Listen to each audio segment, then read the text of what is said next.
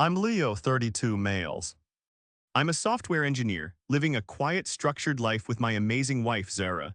We have a small house in the suburbs, two cats, and a shared love for old books and peaceful weekends. My world is one of logic, code, and predictable outcomes. I solve problems by breaking them down into manageable parts and finding the most efficient solution. I thought this logical approach could be applied to anything, even the complexities of family. But I was wrong. I never imagined that the happiest news of my life, my wife's pregnancy, would trigger a calculated, vicious campaign by my own mother to not just undermine my wife, but to obliterate my marriage from the inside out. Before this story unfolds, I'd love to connect with you. Please let me know in the comments where you're watching from and what time it is in your corner of the world. It's amazing to see how far these stories can travel. Life with Zara was, for the first 5 years of our marriage, an exercise in serene happiness. She's a librarian, a profession that suited her perfectly. She possessed a quiet strength, an encyclopedic knowledge of everything from classic literature to local history, and a calming presence that could soothe my work-related stress with just a hand on my arm. Our home was our sanctuary, filled with towering bookshelves, cozy reading nooks, and the gentle patter of cat feet on hardwood floors. We weren't flashy people. We found joy in the simple things, trying a new recipe together, taking long walks in the nearby nature preserve, or simply sitting in comfortable silence, each lost in a book. My life was a well-written code, stable, functional, and beautiful in its simplicity. My family, on the other hand, was the chaotic, undocumented legacy code you inherit and have to work around. My father, Arthur, is a retired history teacher. He's a kind, gentle soul who views the world with an academic detachment, often preferring to observe events rather than participate in them. He loves my mother, but his love often manifests as passive acquiescence. He avoids conflict at all costs, which, in a marriage to my mother, Meredith, meant he had long ago ceded all control. Meredith was a force of nature. A former real estate agent, she had built a career on charm, persuasion, and an almost supernatural ability to read a room and tell people exactly what they wanted to hear. She was always perfectly put together, her home was immaculate, and she could host a dinner party that felt like a high society event. To the outside world, she was the perfect mother, the perfect hostess, the pillar of her social circle. But to those who knew her well, particularly me, that charm had a razor's edge. Her love was conditional, transactional. It was something you earned through compliance. Growing up, my achievements were her achievements. My successes were leverage in her social games. My choices were only the right choices if they aligned with the narrative she had constructed for our family. When I first introduced her to Zara, Meredith was the picture of welcoming grace. "Oh, a librarian, how wonderful," she'd cooed. "It's so important for a man like Leo to have a stable, intelligent woman by his side." But I saw the flicker of calculation in her eyes. Zara was quiet, not a pushover, but also not a performer. She didn't seek Meredith's approval or play into her games. She was polite, respectful, but maintained a dignified distance. This, I would later realize, was Zara's first unforgivable sin. She was not a mirror in which Meredith could admire her own reflection. For 5 years, a fragile peace was maintained. Meredith's manipulations were subtle, almost deniable. She would forget to invite Zara to a family girls' lunch. She would buy us housewarming gifts that were entirely to her own taste, ignoring Zara's, and then act wounded if they weren't displayed prominently. She'd offer backhanded compliments that were masterpieces of passive aggression. "That dress is so brave, Zara. I could never pull off something so comfortable." Or, "It's amazing how you manage to keep the house so clean, dear, even if you don't have my eye for detail." Zara handled it all with a grace I could only admire. She never rose to the bait. "She's your mother, Leo," she would say to me in private. "I'm not going to get into a war with her, we just have to manage her." And we did. We set boundaries. We visited on a schedule, kept phone calls brief and to the point, and politely declined her attempts to meddle in our finances or home renovations. Each boundary was met with a dramatic sigh, a guilt trip about how she was only trying to help. But for a while, it worked. The calm was an illusion, a tense ceasefire in a war I didn't even fully understand was being waged. We were happy and our happiness was a fortress. We just didn't realize the enemy was already inside the gates, patiently waiting for the perfect moment to attack. The moment came. Me on a sunny Sunday afternoon. We had invited my parents over for a barbecue, the first of the season. The air was warm, smelling of freshly cut grass and charcoal.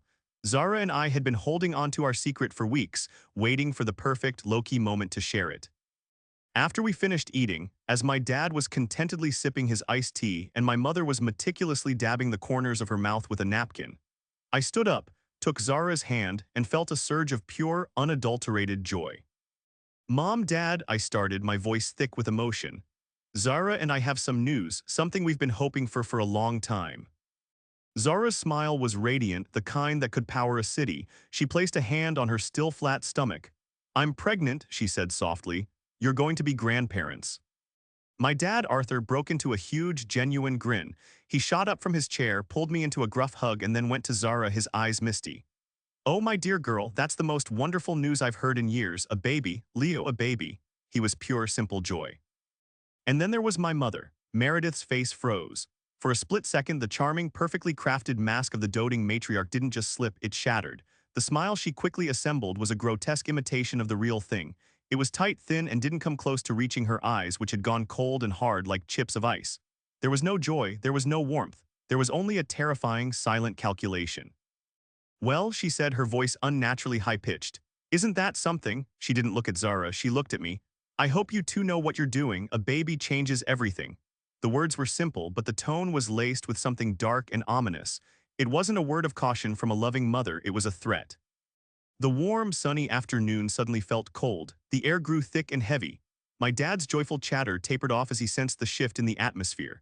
Zara's hand tightened in mine, her smile faltering. In that moment I knew the ceasefire was over. The storm had arrived. And my mother had just declared war on my wife, my child, and my happiness. The immediate aftermath of our announcement was unsettlingly quiet. Meredith recovered quickly, her mask of social grace snapping back into place, albeit with visible cracks. She spent the rest of the afternoon asking a barrage of intrusive, practical questions, not with the excitement of a grandmother-to-be, but with the critical eye of an auditor. Have you even thought about the cost of daycare? Your house is far too small, you'll have to move. Zara, are you planning on quitting your job? Because you can't possibly manage a career and a baby. Each question was a thinly veiled criticism, a way of asserting control and framing our joyous news as a series of irresponsible decisions. Zara, ever composed, answered each question politely. We've started a savings plan, Meredith. We love our house and it has plenty of room for a baby. I'm planning to take my full maternity leave and then we'll see. When they finally left, a palpable tension remained. Your mom took that weirdly, Zara said, wrapping her arms around herself as if to ward off a chill. That's just Mom, I said, trying to reassure both of us, though a pit of dread was forming in my stomach. She needs to process things to fit them into her little world plan. She'll come around. I was a fool. I had fundamentally misunderstood the nature of the threat. I thought her issue was about control. I didn't realize it was about possession. In her mind, I was hers, and Zara was an intruder who had not only stolen me away but was now cementing her victory by producing an heir. The first overt act of betrayal came a week later. My sister Isla called me. Isla is a journalist, 2 years younger than me, and she inherited my father's kindness but none of his passivity. She has a built-in lie detector and a spine of steel, qualities that made her a fantastic reporter and Meredith's least favorite child. Meredith could never manipulate Isla, so she mostly kept her at arm's length. Leo, what is going on with Mom? Isla asked, her voice sharp with concern. She called me this morning sobbing. Sobbing why? I asked, confused. Apparently because you and Zara announced your pregnancy in a cruel and thoughtless way, her words. She said you sprang it on her to deliberately upset her, and that she's terrified because Zara has trapped you. I felt the blood drain from my face. She said, what, Isla, that's insane. We had them over for a barbecue, it was a happy moment. Well, that's not the story she's selling, Isla said dryly. According to her, Zara has been pressuring you for a baby for years and you finally gave in. She says she's worried Zara will isolate you from the family now that she has what she wants. She also mentioned something about Zara being fragile and ought cut out for motherhood. It was a masterclass in character assassination, all wrapped up in fake concern. That was the beginning of the smear campaign. It was a two-pronged attack. To her side of the family, my aunts, uncles, and her circle of friends, Meredith painted Zara as a manipulative schemer. She would call them, her voice trembling with manufactured worry, and spin a tale of her poor, naive son being ensnared by a woman desperate for a meal ticket and a baby. She'd hint that the pregnancy was an accident that Zara had orchestrated. She'd question Zara's stability, her motives, her very character. Because Zara was quiet and private, many of these people didn't know her well, making her an easy target. She was a blank canvas onto which Meredith could paint whatever ugly picture she wanted. To my side of the family, particularly to my father, her approach was different. With him, she played the victim. She wasn't angry, she was heartbroken, she was terrified. She would cry, claiming that Zara was turning me against her. Can't you see it, Arthur? I once overheard her saying to my dad on the phone. He never calls anymore, she's all he cares about. Now with this baby, I'll never see my son again, she's one.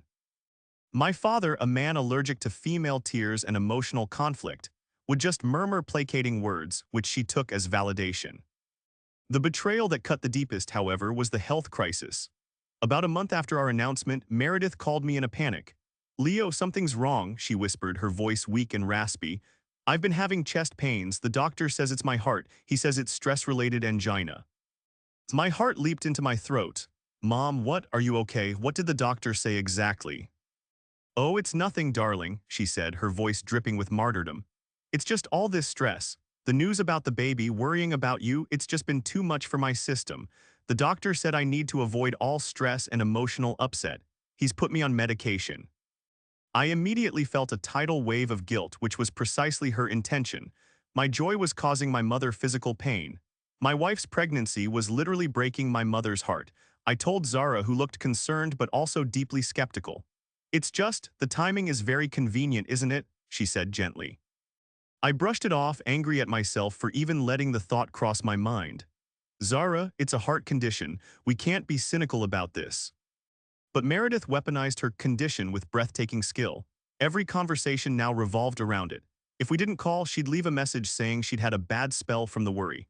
If we invited her over, she'd decline, saying the excitement would be too much for her heart. She used it to manipulate every interaction, to cast a pall of guilt over our happiness. She was no longer just the matriarch. She was the fragile victim whose health depended entirely on us catering to her emotional whims. The pregnancy was no longer a celebration, it was the source of her suffering. The mask hadn't just slipped, she had thrown it away and replaced it with a death shroud, and she was using it to smother the life out of our joy. The betrayal wasn't just in the lies she told others. It was in this grand, pathological performance designed to make me choose between my mother's health and my wife's happiness. And for a terrifying few weeks, caught in the fog of guilt and worry, I almost let her win. The whispers started as a trickle and quickly became a flood. My Aunt Carol, my mother's sister, called me, her voice oozing with a syrupy, fake sympathy. "Leo, darling, I'm just calling to check on you. Your mother told me the news. I just want you to know that if you ever need to talk, I'm here. It must be so difficult feeling so trapped." I was stunned into silence. "Trapped? Aunt Carol, what are you talking about? I'm thrilled. Zara and I are thrilled." "Oh, of course, dear," she said, her tone making it clear she didn't believe a word. "You have to say that, but your mother is worried sick. She just wants you to be happy, truly happy." Then came a call from an old family friend, someone who had known me since I was a boy. "Leo, your mom told me about her heart. I hope you're being careful. Stress is a terrible thing at her age. Maybe you and Zara should slow things down, give her time to adjust." The implication was clear. Our baby was a threat to my mother's life. The poison was seeping into every corner of our lives. We'd go to a family acquaintance's barbecue, and people would look at Zara with a mixture of pity and suspicion. Conversations would stop when she entered a room. A cousin pulled me aside and asked if Zara was stable enough for a baby. It was surreal, like living in a nightmare where everyone had read a script about our lives that we had never seen. Zara bore the brunt of it with a strength that humbled me, but I could. LDC the toll it was taking. The joy of her first trimester was being stolen, replaced by anxiety and hurt. She stopped wanting to go out. She'd spend hours in her library finding solace in the quiet company of books, but I'd see the shadows under her eyes, the way her smile didn't quite reach them anymore. One evening she broke down. We were assembling a crib in what would be the nursery. It should have been a moment of pure happiness, but Zara suddenly sat down on the floor and burst into tears. Not quiet sobs, but racking, heartbroken cries. I rushed to her side, pulling her into my arms. "What is it? What's wrong?" "I can't do this, Leo," she wept, her voice muffled against my chest. "I can't live like this. Your mother is telling people I'm a monster, that I tricked you, that I'm going to be a terrible mother. People look at me like I'm something evil. How are we supposed to bring a child into this? What will she tell our baby one day? That its own existence is what made Grandma sick?" Hearing her put it so bluntly shattered the last of my denial. My mother wasn't just being difficult or manipulative. She was being cruel. This was a deliberate, systematic campaign to poison every well, to isolate Zara and paint her as a villain in our own life story.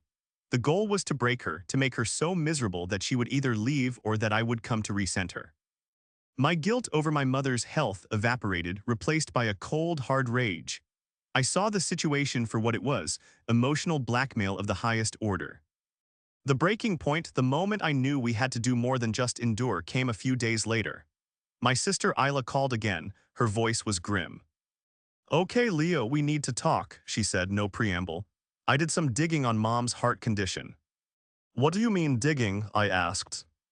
"I have friends at the hospital where she claims she saw the cardiologist, Dr. Evans, and I called Dad and got him to tell me the exact date of her appointment. He's so out of the loop, he just gave it to me, thinking I was being a concerned daughter." "And?" I prompted, my heart poundings. And Isla said, taking a deep breath, "Dr. Evans is a real cardiologist. Mom did have an appointment. She went in complaining of stress and a tight chest. They did a full workup, an EKG, a stress test, the whole 9 yards. Leo, her heart is fine. Absolutely, completely fine. The doctor told her she had some mild anxiety and maybe some acid reflux. He prescribed an over-the-counter antacid and recommended yoga." I sank into a chair, the phone feeling heavy in my hand. "So the medication, the stress-related angina, the warnings to avoid all emotional upset. All of it a complete fabrication," Isla confirmed. "She twisted 'you have anxiety' into 'I have a life-threatening heart condition brought on by stress.' She's not just exaggerating, Leo, she is lying, pathologically. She built this entire narrative of being a fragile victim on a foundation of absolute bull." The whispers, the pitying looks, the phone calls, Zara's tears, it all coalesced into a single horrifying image of my mother's deep-seated malice. She wasn't just trying to get attention. She was willing to fake a serious illness, terrorize her own son, and systematically destroy her daughter-in-law's reputation, all to maintain her grip. "She has to be stopped, Isla," I said, my voice dangerously quiet. "I know," my sister replied. "The question is how. She's a professional victim.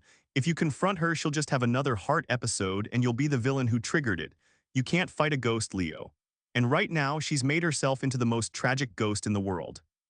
Isla was right. A direct confrontation would be a disaster. Meredith had insulated herself with a wall of lies and feigned fragility.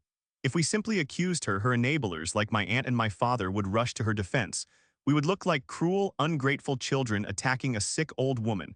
We couldn't just tell people the truth, we had to prove it. That night I looked at Zara, who was sleeping fitfully, her brow furrowed even in her dreams. I felt a surge of protective fury so intense it almost choked me.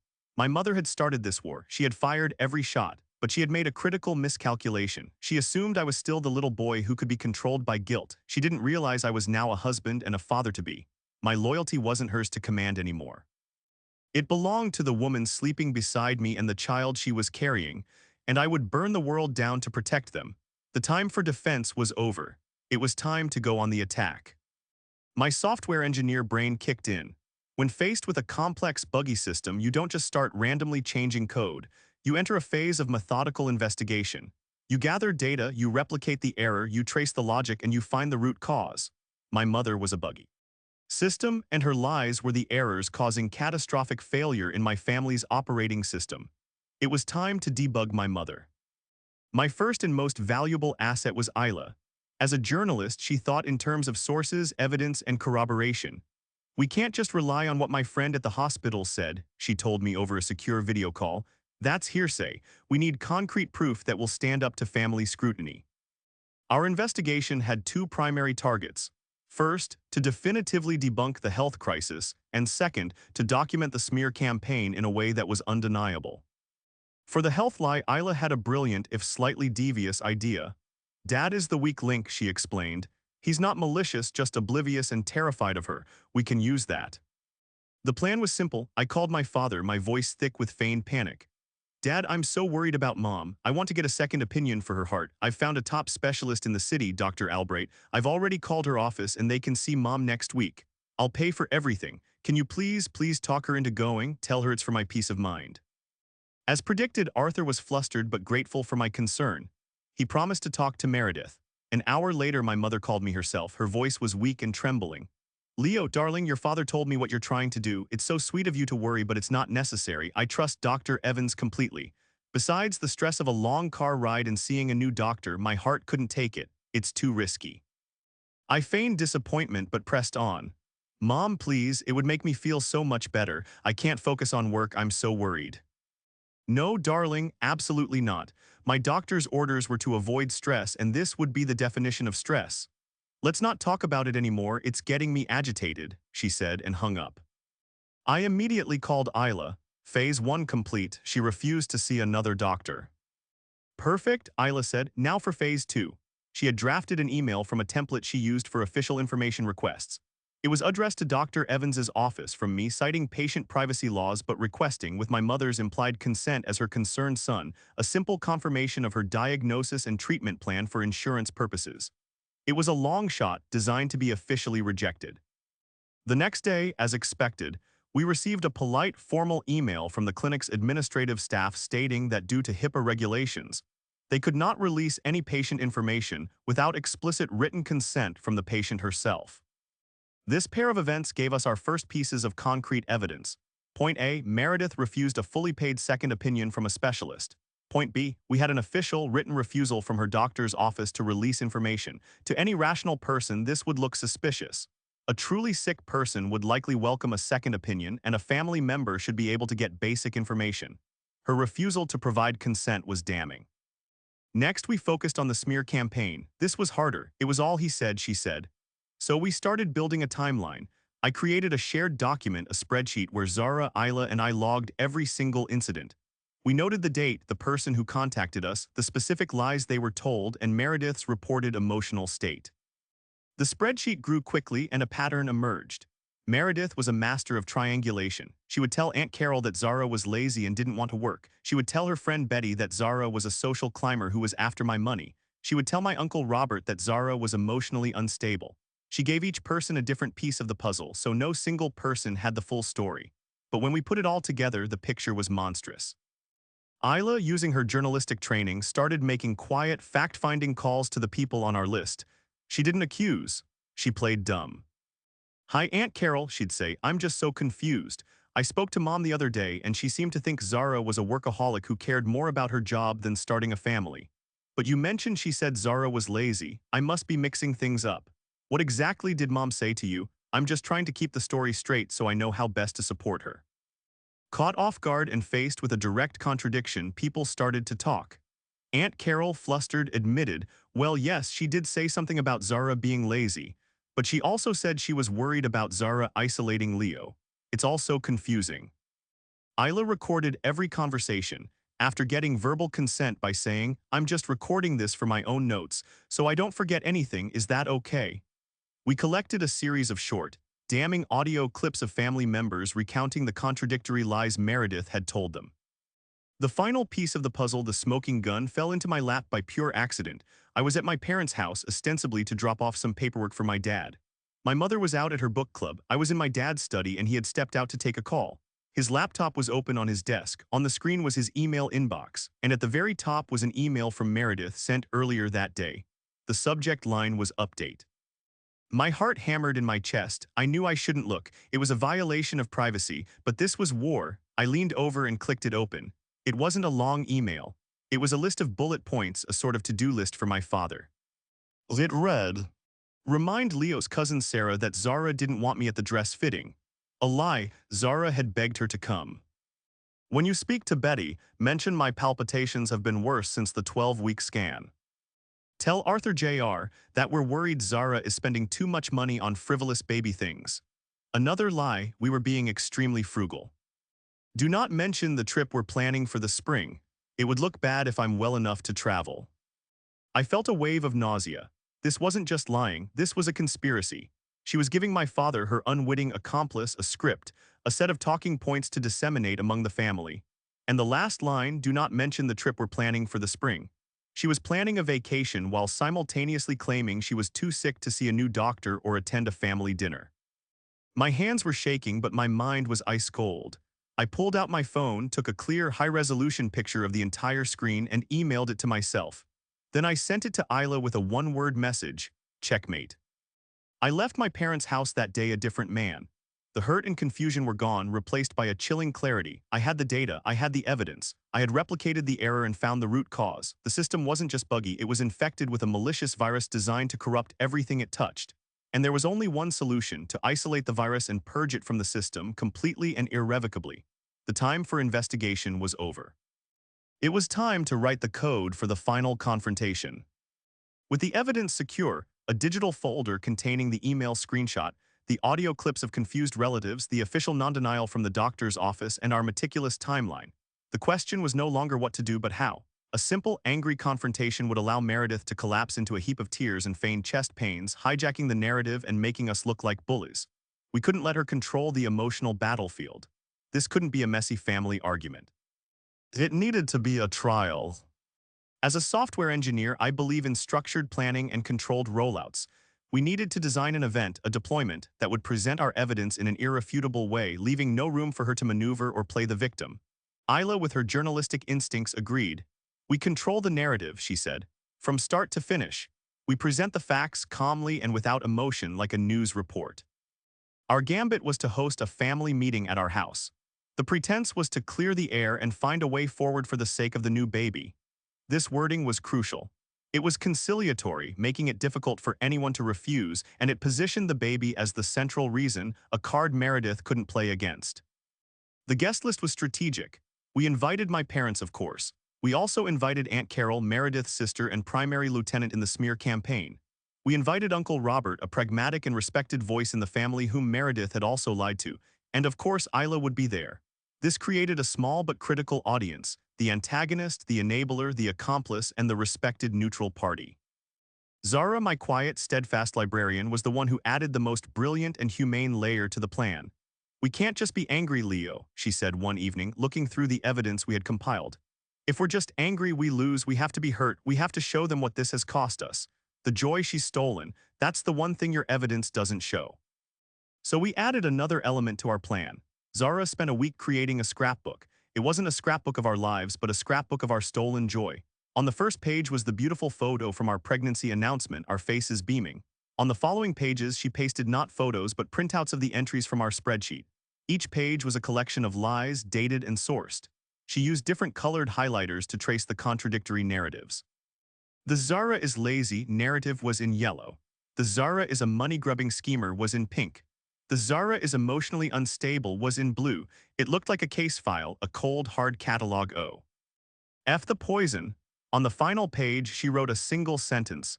This is what we've been looking at while we should have been looking at ultrasound pictures. The plan was set. I would be the lead presenter, the prosecutor. My role was to be calm, logical, and factual. Isla would be my expert witness, on hand to explain the medical non-evidence and the journalistic methods we used to gather the information. Zara's role was to be the silent, dignified victim, and her scrapbook would be our closing argument, the emotional gut punch. I sent out the invitation via group email, framing it as a heartfelt plea. Dear family, as you know, there has been a lot of stress and confusion since we announced our wonderful news. For the health of our growing family and for the baby, Zara and I would like to host a small meeting at our home this Sunday to talk openly and honestly so we can move forward in a positive way. It would mean the world to us if you could be there. Meredith called me almost immediately. A family meeting? Leo, what is this about? You know my heart can't take any conflict. I kept my voice even and gentle. Mom, this isn't about conflict. This is about healing. Zara and I want to make sure you feel included and loved as a grandmother. We just want to clear up some misunderstandings. It will be a calm, quiet conversation for the baby.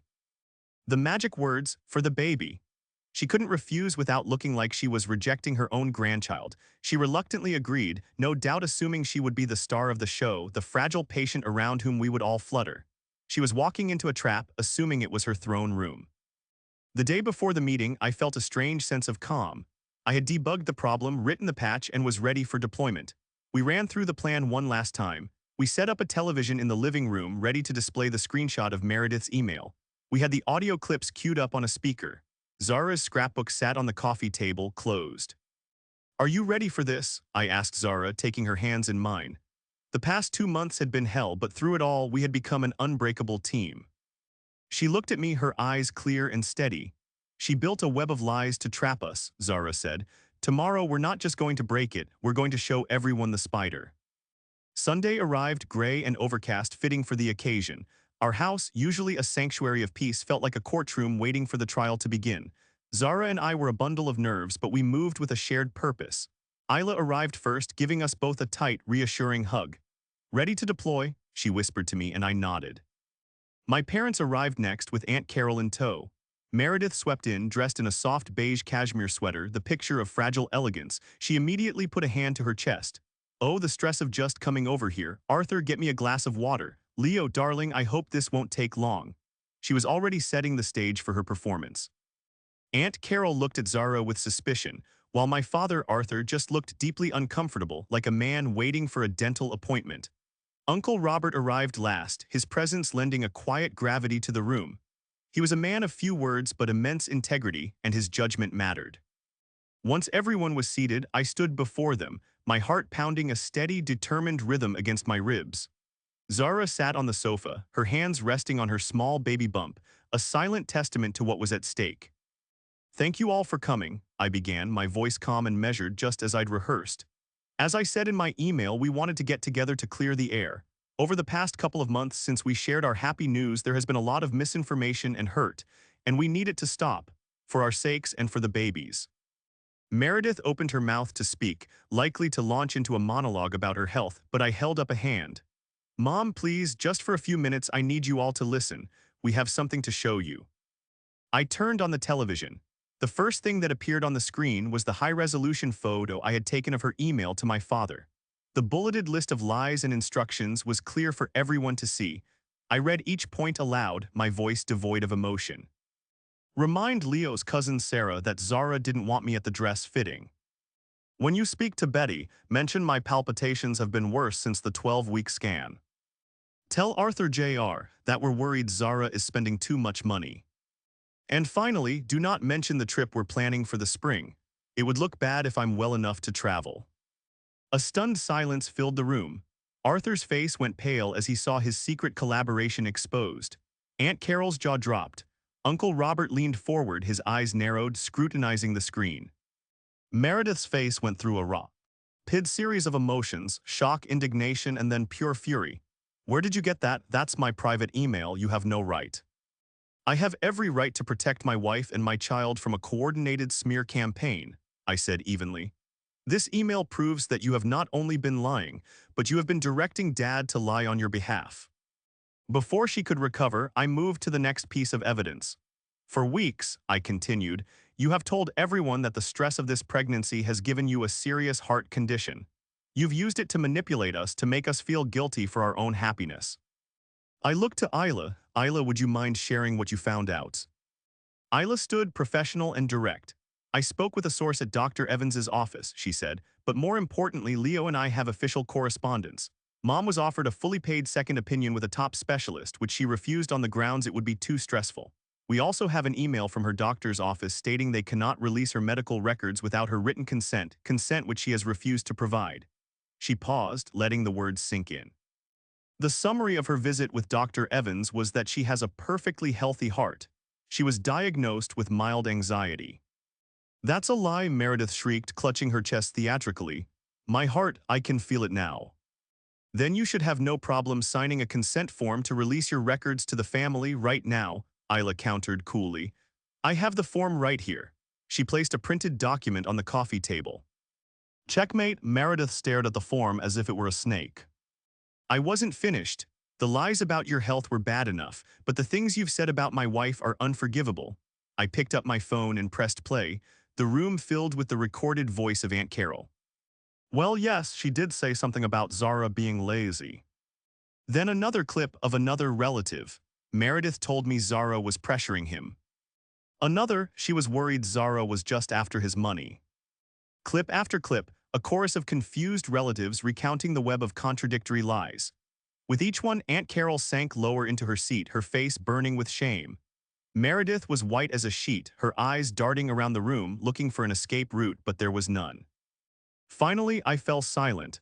The only sound was the hum of the refrigerator. I just stated to the coffee table, "Zara has something she'd like you to see." With quiet dignity, Zara picked up the scrapbook. She didn't say a word. She simply opened it to the first page with our smiling pregnancy announcement photo and then turned the pages slowly, one by one. The room watched as the story unfolded in highlighted, dated, annotated detail. The ugly words and vicious lies laid bare on the page. When she reached the final page with the single sentence, "This is what we've been looking at while we should have been looking at ultrasound pictures," she closed the book and looked directly at Meredith. Her eyes weren't angry. They were full of a profound, devastating pity. The silence that followed was absolute. The evidence was presented. The case was closed. It was Uncle Robert who broke the silence. He looked from the scrapbook to Meredith, his face a mask of deep disappointment. Meredith, he said, his voice low and heavy, what have you done? That was the moment she finally broke, but she didn't break into tears of remorse, she broke into a fit of rage. You, she screamed, pointing a trembling finger at Zara. This is all your fault, you came into this family and you ruined everything, he was my son, mine. The mask was gone, the victim act was gone, all that was left was the raw, ugly, possessive truth. I stepped in front of Zara, shielding her. No, I said, my voice like ice. She didn't ruin anything, she built me a life, you are the one who tried to destroy it, we're done, this is over. Meredith stared at me, her chest heaving, her face contorted. She looked at my father for support, but he wouldn't meet her eyes. He was staring at the floor, a broken man. She looked at Aunt Carol, who was crying silently. She looked at Uncle Robert, who just shook his head in disgust. She had lost the jury. The verdict was in. In the aftermath of that raw, explosive confession, there was nothing left to say. Meredith, finally realizing she had no allies left in the room, grabbed her purse and stormed out of the house, slamming the door so hard a picture frame rattled on the wall. Aunt Carol, sobbing, mumbled a horrified apology to Zara and me before scurrying out after her sister. My father, Arthur, remained, a statue of misery on my sofa. He finally looked up at me, his eyes filled with a shame so profound it was painful to witness. Leo, I didn't, he stammered, unable to form a coherent sentence. You knew, I said, not unkindly but firmly. You knew she was lying. Dad, maybe not about all of it, but you knew, and you went along with it. You read from her script, I saw the email. He flinched as if I'd struck him. She just gets so upset, he whispered. It's easier to just agree. I know, I said, and in that moment I felt a wave of pity for him. He had spent a lifetime choosing the path of least resistance, and it had led him here to the ruins of his family. But we can't live like that. Zara and I and our baby, we won't live like that. Uncle Robert stood up and put a hand on my shoulder. You did the right thing, son, he said quietly. He then turned to Arthur. Arthur, you have a choice to make. You can continue to enable this sickness, or you can try to be the father and grandfather this family needs you to be. He let that hang in the air before seeing himself out. Isla gave me one last supportive look before following him. We were left alone with my father. He sat there for a long time before finally, heavily, getting to his feet. I am so sorry, Leo and Zara, I am so deeply sorry. He walked out, closing the door softly behind him, a man adrift. The silence in our house was no longer tense. It was clean. It was the quiet after a fever breaks. Zara came into my arms and we just stood there holding each other, breathing in the stillness. We had done it. We had fought the monster and won. The next day I wrote one last email, addressed to my parents, Aunt Carol, Uncle Robert, and the few other family members who had been caught in the crossfire. It was short and to the point. Subject: our path forward. Thank you to those who came yesterday. As of today, Zara and I are initiating a period of indefinite no contact with my mother, Meredith. This decision is not made in anger, but out of a need to protect the health and peace of our growing family. We cannot and will not expose our child to the kind of manipulative and destructive behavior we have endured. For Dad and others, the door is not permanently closed, but healing will require time and a clear acknowledgement of the harm that was done. Our priority right now is the well-being of our baby. We will let you know when we are ready to reconnect. We wish you all the best. Leo and Zara. We blocked Meredith's number and her social media profiles. We instructed the rest of the family not to pass messages. We built a wall, and for the first time in months, we felt safe behind it. The fallout was predictable. Meredith, according to Isla, went on a rampage trying to spin a new narrative where we were the cruel, abusive ones who had staged a brutal ambush.